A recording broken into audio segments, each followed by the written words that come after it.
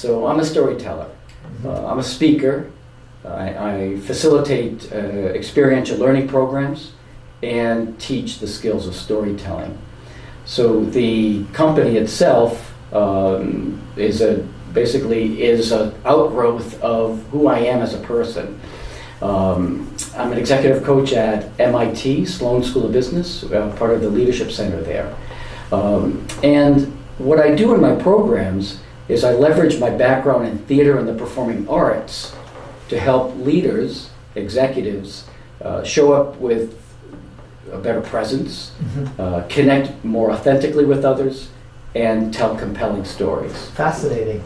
And I have a new book coming out, my first book actually, called Leading from Your Best Self, being published by McGraw-Hill. It will be released on November 9th.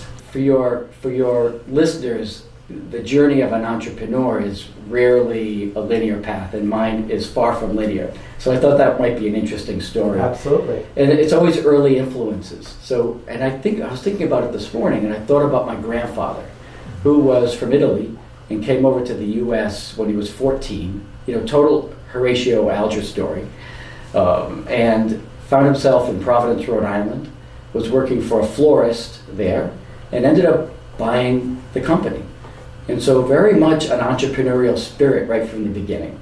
So being there in the flower shop, there was always people coming in and out, and stories were always part of the culture in the back room. And so it's kind of got in my bones. And so being the youngest, it was always wanting to tell a better story. I ended up going to college. I was a geography major at Clark University in Worcester. I was a political geographer, ended up in Nepal for a semester of school when I was 20 years old. And came back, ended up taking a left-hand turn. I finished my degree, but I went into theater. So natural connection. Natural connection, So how did I find myself there? Well, it was just because it was a time of exploration. The thing that I like about theater so much is I learned a variety of skills. I was an accomplished tap dancer. I studied with the late Gregory Hines, and I had a residency with one of his mentors, Honey Coles. I was a rope and wire walker and a storyteller.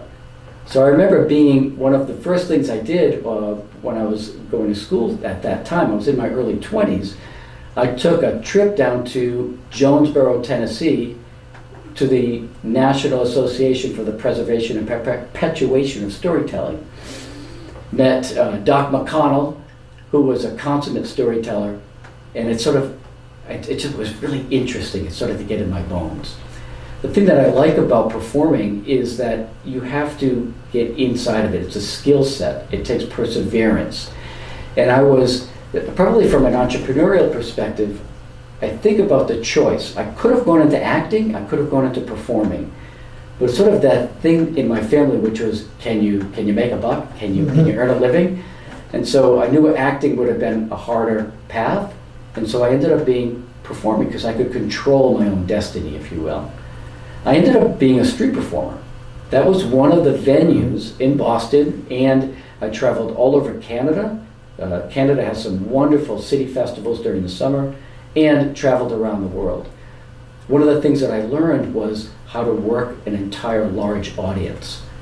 And so being able to connect well, and actually that's one of the lessons that I learned and that I teach executives is don't try to connect with your audience so much.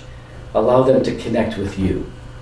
So it's a little bit of a different approach. And that means doing less, trying less hard, and just knowing your stuff cold, but engaging with people more authentically.